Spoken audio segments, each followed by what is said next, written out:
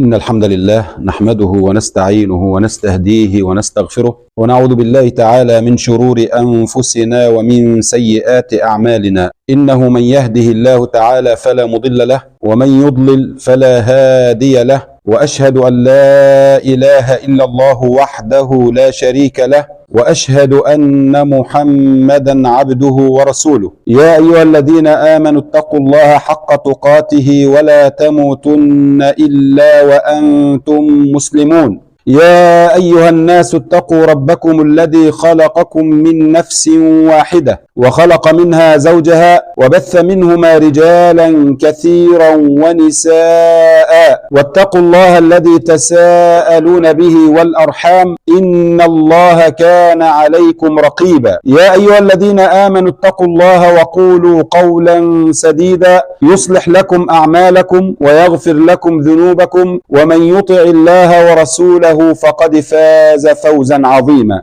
أما بعد، فإن أصدق الحديث كتاب الله جل وعلا، وخير الهدي هدي نبيه محمد صلى الله عليه وآله وسلم، وشر الأمور محدثاتها، وكل محدثة بدعة، وكل بدعة ضلالة، وكل ضلالة في النار. وما قل وكفى خير مما كثر وألهى، وإنما توعدون لآت وما أنتم بمعجزين. ثم أما بعد، إخوة الإسلام، مرحبا بكم في هذه الجمعة الثانية من جمعات هذا الشهر المعظم، شهر شعبان. وأسأل الله تبارك وتعالى في عليائه ونحن تحت سمائه كما بلغنا وإياكم شعبان أن يبلغنا وإياكم رمضان، وأن يعيننا فيه على طاعته، وأن يتقبل منا فيه أعمالنا يا رب العالمين. ومن الأحداث العظام التي مرت بها دعوة النبي صلى الله عليه وآله وسلم في مراحل دعوته حدث في هذا الشهر العظيم، ألا وهو حدث تحويل القبلة. وفيه يقول ربنا تبارك وتعالى في كتابه العزيز الذي لا يأتيه الباطل من بين يديه ولا من خلفه: سيقول السفهاء من الناس ما ولاهم عن قبلتهم التي كانوا عليها قل لله المشرق والمغرب يهدي من يشاء إلى صراط مستقيم. حدث عظيم، وحدث له أهمية وله دور كبير في حياة النبي صلى الله عليه وسلم. نقول أن كثيرا من الدعاة ومن العلماء حينما يتحدثوا عن هذا الحدث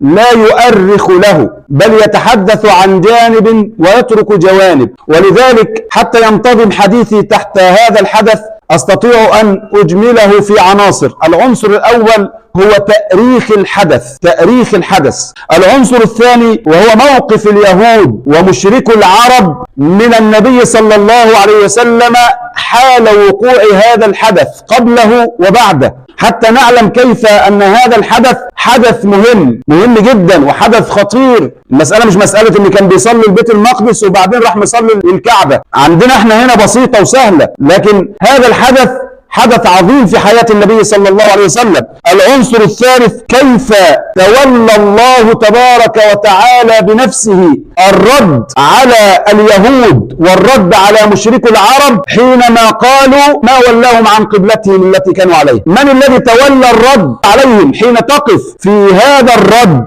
تجد أن في القرآن الكريم كله لا تجد رد بهذا التأكيد الذي أكده الله تبارك وتعالى مرارا وتكرارا في هذه الآيات. في القرآن الكريم كله الله تبارك وتعالى يؤكد في أكثر من آية في نفس الربع ردا على هؤلاء. العنصر الرابع وهو دورك في هذا الدين أن تتبع لا أن تبتدع. دورك في هذا الدين هو أن تتبع لا أن تبتدع. العنصر الأول كما قلنا تأريخ الحدث. العلماء في تأريخ هذا الحدث على قولين. بعض العلماء يقول بأن حادث تحويل القبلة كان بعد سنتين من هجرة النبي صلى الله عليه وسلم، يعني سنتين من هجرة النبي صلى الله عليه وسلم، وكان في شهر رجب. تحويل القبلة كان في شهر رجب. أما جمهور المفسرين وجمهور المؤرخين وجمهور العلماء على أن حدث تحويل القبلة كان بعد هجرة النبي صلى الله عليه وسلم، وكان على رأس 16 شهرا أو 17 شهرا مرت من هجرة النبي صلى الله عليه وسلم، وكان في شهر شعبان. وهذا هو الراجح من أقوال أهل العلم أن حادث تحويل القبلة كان في شعبان بعد مرور 16 شهرا أو 17 شهرا من هجرة النبي صلى الله عليه وسلم. والدليل على ذلك ما رواه البخاري من حديث البراء بن عازب رضي الله عنه، يقول سيدنا البراء: صلى رسول الله صلى الله عليه وسلم إلى بيت المقدس 16 عاما أو 17 عاما، وإن أول صلاة صلاها العصر، يعني بعد تحويل القبلة أول صلاة صلاها النبي صلى الله عليه وسلم إلى بيت الله الحرام صلاة العصر. وصلى معه قوم فخرج رجل منهم صلى معه فمر على قوم في المسجد وهم يصلون. هذا المسجد هو مسجد قباء أو مسجد بني حارثة أو المسجد لمن زار المكان، نسأل الله تبارك وتعالى أن يرزقنا وإياكم حج بيته الحرام أو الاعتمار إليه. هذا المسجد سمي بذو القبلتين، هذا هو الذي يتكلم عنه سيدنا البراء في هذا الحديث. صلى هذا الرجل مع النبي صلى الله عليه وسلم فرضا اللي هو صلاة العصر، ثم سافر، كان على سفر، فوصل إلى هذا المسجد، مسجد بني حارثة أو مسجد قباء الملقب الآن بذي القبلتين، فوجد الناس يصلون، في رواية يصلون الصبح، وفي رواية يصلون الظهر، وفي رواية يصلون العصر. فقال الرجل: انظر إلى مدى قمة الاتباع عند صحابة النبي صلى الله عليه وسلم. قال الرجل: والناس يصلون والإمام راكع والمأمومون ركع. قال الرجل حين رآهم على هذه الهيئة قال: أشهد بالله أني صليت مع رسول الله صلى الله عليه وسلم نحو بيت الله الحرام. وهو واقف على باب المسجد كده قال إيه؟ أنا بحلف بالله إن صليت مع النبي صلى الله عليه وسلم ناحية إيه؟ بيت الله الحرام. يقول الراوي: فاستدار الإمام دورة كاملة واستدار معه المصلون وهم ركوع. ما استناش حتى لما يفرغ من الصلاة ويتبين، لأن الناس دي كانت طبيعتها إن هي ما بتكذبش. الكذب كما قال قائلهم: أنا لا أكذب ولو نادى منادي من السماء بأن الكذب حلال. رغم إن هم كانوا قبل الإسلام كان الكذب عندهم نقيصة، فما بالك إن ده كمان صحابي وصلى مع النبي صلى الله عليه وسلم ووقف قال: أشهد بالله، يعني كأنه بيحلف بالله، أشهد بالله أني صليت مع رسول الله نحو بيت الله الحرام. الإمام لم ينتظر حتى يفرغ من ركوعه، استدار، وتخيل بقى بيت المقدس كده والكعبة كده،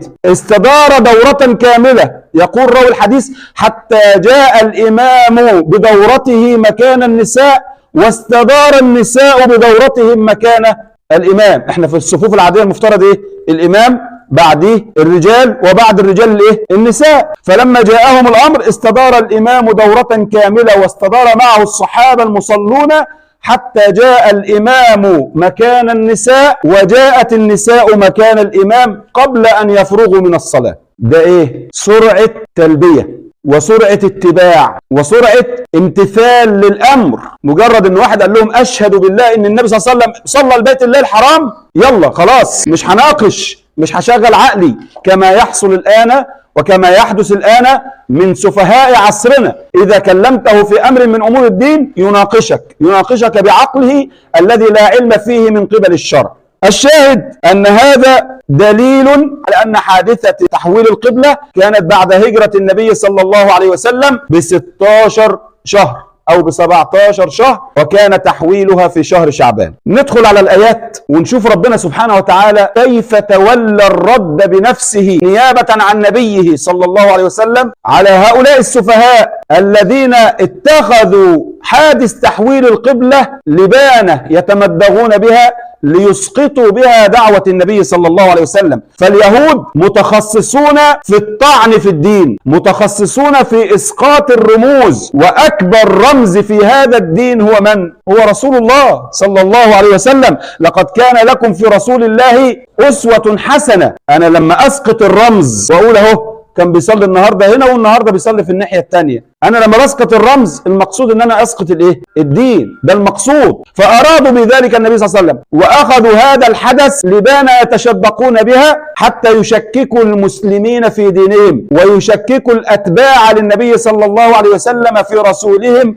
وفي اسوتهم صلى الله عليه واله وسلم. وهؤلاء لم تنتهي منهم الأزمنة، هؤلاء المشككون وهؤلاء المضللون لم تنتهي منهم الأزمنة، فهم في كل عصر سفهاء كما وصفهم الله عز وجل. أذكر يوما كنت راكبا القطار، وكان أحد الملحدين مواظب على هذا القطار، هذا الميعاد بالذات، يركب القطر ويبدأ يطرح أسئلة تشكك في الدين، ويجتمع حوله الركاب وأغلب الناس جهلاء بعلوم دينهم، فيشكك الناس في الأمور الدين. من ضمن الأسئلة التي طرحها يوما لأحد الركاب، وكنت أستمع إليه بإنصات، ملحد ويضربك السؤال عشان يزعزع عقيدتك، فمن ضمن الأسئلة اللي طرحها قال له إيه؟ مش أنت بتقولوا في دينكم أن الله عز وجل ليس كمثله شيء؟ قال له طبعا ربنا عز وجل ليس كمثله إيه؟ شيء. قال له طب هل يستطيع ربك أن يخلق إله مثله؟ أنت واخد بالك من السؤال؟ طب هترد تقول إيه؟ لو قلت لا يستطيع يبقى انت كفرت، طب ولو قلت يستطيع يبقى ايه؟ فطبعا الناس كلها تعاظمت السؤال، هل يستطيع ربك ان يخلق اله مثله؟ فكان الرد مني، قلت له انت يا بعيد نفسك بتقول يخلق، والله عز وجل ليس بمخلوق. الله عز وجل ايه؟ الله عز وجل خالق وليس بمخلوق، فازاي اللي هيخلقه هيبقى مثله؟ ازاي اللي هيخلقه ده هيبقى مثله؟ فانضحض. خد بالك على الشات وعلى النت، وهتجد من هؤلاء الكثير من يترك لك هذه الأسئلة التي تشكك لك في دينك. أمثال هؤلاء أمثال ذبابة حطت على نخلة تمر عملاقة، وحينما أرادت أن تقلع عنها نظرت إلى النخلة وقالت أيتها النخلة تماسكي فإني راحلة عنك. فقالت النخلة متعجبة وهل شعرت بك حين وقعت علي حتى أتماسك حينما ترحلين عني؟ فهؤلاء ذباب في الأفكار، ولذلك من أبلغ الردود عنهم ما قاله القرآن الكريم سيقول السفهاء والسفيه. ما معنى كلمة السفيه؟ السفه هو قلة العقل وقلة الفكر وقلة الرأي، هذا هو السفه. ولذلك السفيه محروم من كل شيء حتى من أموالك، ولا تؤتوا السفهاء أموالكم. ليه؟ ما عندوش عقل، سيبددها، هيضيعها. ده القرآن بيحذرك من التعامل معاه. ولذلك حتى من الحكمة يقال لا تجاري السفيه بسفهه. انت عارف ان واحد لسانه سليط وقليل الادب ما تروحش تحط نفسك قدامه، انت محترم، لو وقفت قدامه هيقل منك. لا تجاري السفيه ايه؟ بسفهه. ده حتى كان النبي صلى الله عليه وسلم ده كان هديه. يوما ما كان مع عائشة رضي الله عنها في البيت، فنادى أحد الناس منها أمثال هؤلاء، فلما سمع صوته النبي صلى الله عليه وسلم عرفه، فقال بئس أخو العشيرة. بئس أخو العشيرة ده مدح ولا ذم؟ بئس أخو الإيه؟ بئس أخو العشيرة. فلما خرج إليه النبي صلى الله عليه وسلم هش في وجهه وبش، يعني إيه؟ رحب به وابتسم في وجهه وأكرمه. فلما انصرف الرجل تعجبت السيدة عائشة، قالت يا رسول الله حين نادى عليك قلت فيه ما قلت، وحين خرجت إليه هششت وبششت، يعني إيه الأمر؟ فقال يا عائشة إن شر الناس من يتقى لفحشه. اوعى توقف نفسك قدام إيه؟ سفيه، هتقل من نفسك. خذوا على قد عقله، لا تجاري السفيه بسفه. ولذلك قيل إذا حدثك السفيه فلا تجبه، فخير من كلامك له السكوت. إن كلمته فرجت عنه، ما أنت لو رديت عليه أنت جيت كده في ملعبه، وإن تركته كمدا يموت. فمن أبلغ الردود على هؤلاء في الآية سيقول السفهاء، ولو أن الله عز وجل توقف عندها لكفى. يعني لو وصفهم بالسفه في هذه الفرية ما ولاهم عن قبلتهم، ما هو ده الرد عليهم، سيقول السفهاء ما ولاهم عن قبلتهم. لو وصفهم بالسفهاء فقط وسكت ربنا عز وجل لكفت. ولكن الله فند وأكد في الرد في ربع واحد على هؤلاء ليلقن المؤمنين الحجة، وليلقن الناس أن هذا الدين لا يأتي من عندية محمد صلى الله عليه وسلم ولا من هوى نفسه، إن هو إلا وحي يوحى علمه شديد القوة. فمحمد صلى الله عليه وسلم لا يتحرك ولا يتكلم ولا يسكن إلا بوحي صلى الله عليه وآله وسلم بأبي هو وأمي. فاليهود حالهم مع النبي صلى الله عليه وسلم قبل هذا الحدث، كان النبي صلى الله عليه وسلم بيصلي فين؟ تجاه بيت المقدس، صح؟ قبلة مين ديت؟ قبلة اليهود. فالنبي صلى الله عليه وسلم لما كان بيصلي قبل الحدث ده لقبلة اليهود قالوا ما لمحمد يعيب ديننا ويتبع قبلتنا، يعيب ديننا ويتبع قبلتنا، لأنه في البداية كان النبي صلى الله عليه وسلم بيتجه لبيت المقدس. مشركو العرب قالوا يزعم محمد أنه على ملة إبراهيم، أوحينا إليك أن اتبع ملة إبراهيم حنيفا، صح؟ يزعم أنه على ملة إبراهيم ولا يتبع قبلته، قبلة إبراهيم الكعبة. طيب بعد الحدث حطوا بقى شك تاني وبدأوا يطعنوا طعن تاني، ده حالهم قبل الحدث. طيب لما تحول بقى عن بيت المقدس بأمر، فمحمد صلى الله عليه وسلم لا يتحرك إلا بأمر وبوحي، لما تحرك من بيت المقدس إلى الكعبة طعنوا طعنا جديدا. ماذا قالوا في هذا الطعن؟ قالوا لو كانت القبلة الأولى صحيحة فلماذا تحول عنها؟ لو كانت القبلة الأولى صحيحة فلماذا تحول عنها؟ إذن ترك الحق إلى الباطل. ولو كانت الأولى باطلة، لو كانت القبلة الأولى باطلة فلماذا صلى إليها هذه المدة الماضية وهي باطلة وتجنب الحق؟ ثم ما حكم صلاة من مات من أصحابه وهم يصلون إلى بيت المقدس؟ شفت بقى عدوك بيتربص لك إزاي؟ وبيدور لك على الدخلة اللي يدخل يشككك فيها في ايه؟ في دينك. تعالوا نشوفوا بقى رد ربنا عز وجل. زي ما قلنا رد الله تبارك وتعالى عليهم في القرآن فقال سيقول السفهاء من الناس ما ولاهم عن قبلته. قلنا أنه لو توقف عند وصفهم بالسفهاء سفيه، لا عقل له، لا فكر له، لا علم له، هتنزل تكلمه ازاي او ترد عليه في ايه؟ ده سفيه لا يدري ما يقول ولا يزن كلامه. وبالرغم من ذلك ربنا عز وجل فند سيقول السفهاء من الناس ما ولاهم عن قبلتهم التي كانوا عليها. اول رد قل لله المشرق والمغرب. واحد بيتصرف في ملكه، ده ملكه هو حر فيه، يأمر إلى أي اتجاه، مالك الملك سبحانه وتعالى.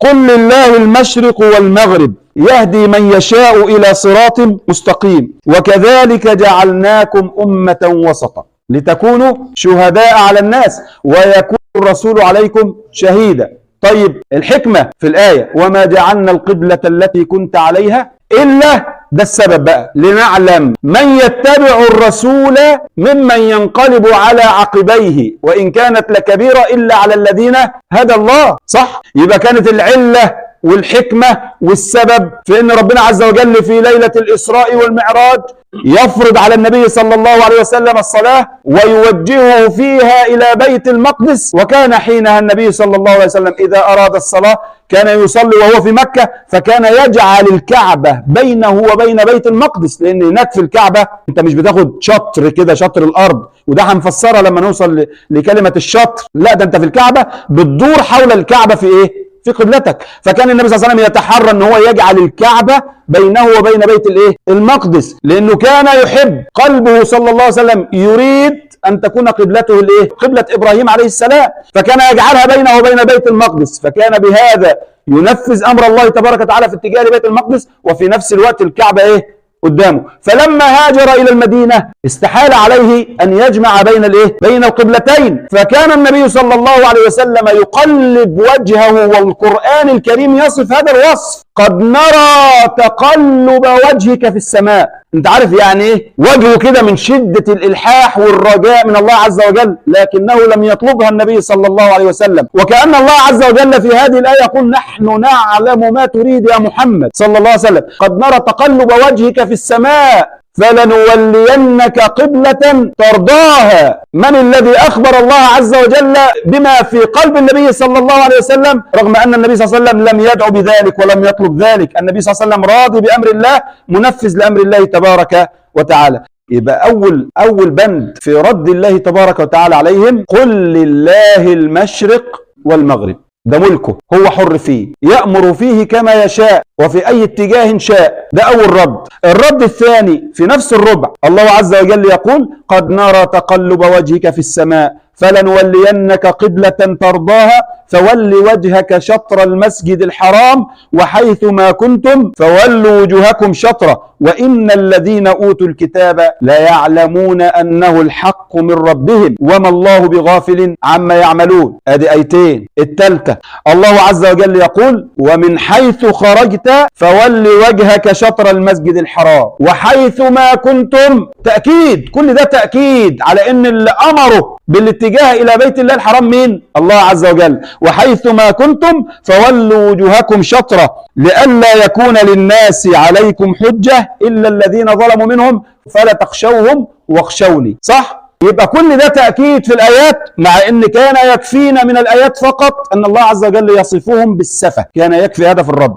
فالذي أمر النبي صلى الله عليه وسلم بالاتجاه من بيت المقدس إلى بيت الله الحرام هو الله عز وجل. طب العلة حتى نرى من يتبع الرسول ممن ينقلب على عقبيه. ولذلك أقول لكم في العنصر الرابع: دورك في هذا الدين أن تتبع لا أن تبتدع. أي نعم، من حقك أن أنت تتبين وتتثبت من النص اللي وصلك، هل النص صحيح؟ هل الحكم دل عليه أقوال العلماء والفقهاء؟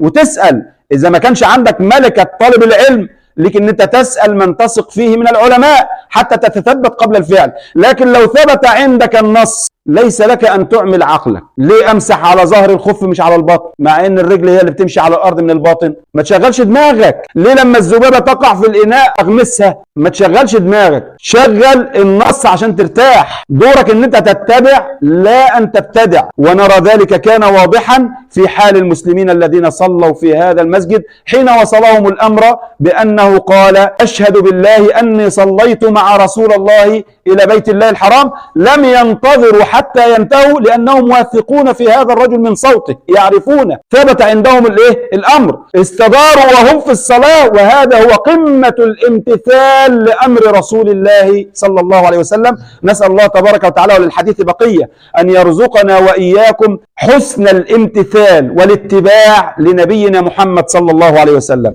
اللهم ارزقنا اتباع النبي صلى الله عليه وسلم وما قرب إليه من قول وعمل. وأسأل الله تبارك وتعالى كما بلغنا وإياكم شعبان أن يتقبله منا ويعيننا فيه على طاعته، وأن يبلغنا وإياكم رمضان. اللهم اهدنا فيمن هديت، وعافنا فيمن عافيت، وتولنا فيمن توليت، وبارك اللهم لنا فيما أعطيت، وقنا واقض واصرف عنا شر ما قضيت، إنك سبحانك تقضي بالحق ولا يقضى عليك، فإنه لا يذل من واليت ولا يعز من عاديت، تباركت ربنا وتعاليت، لك الحمد على ما قضيت. نستغفرك اللهم من كل ذنب وخطيئة ونتوب إليك. اللهم انصر إخواننا المسلمين المستضعفين في كل مكان.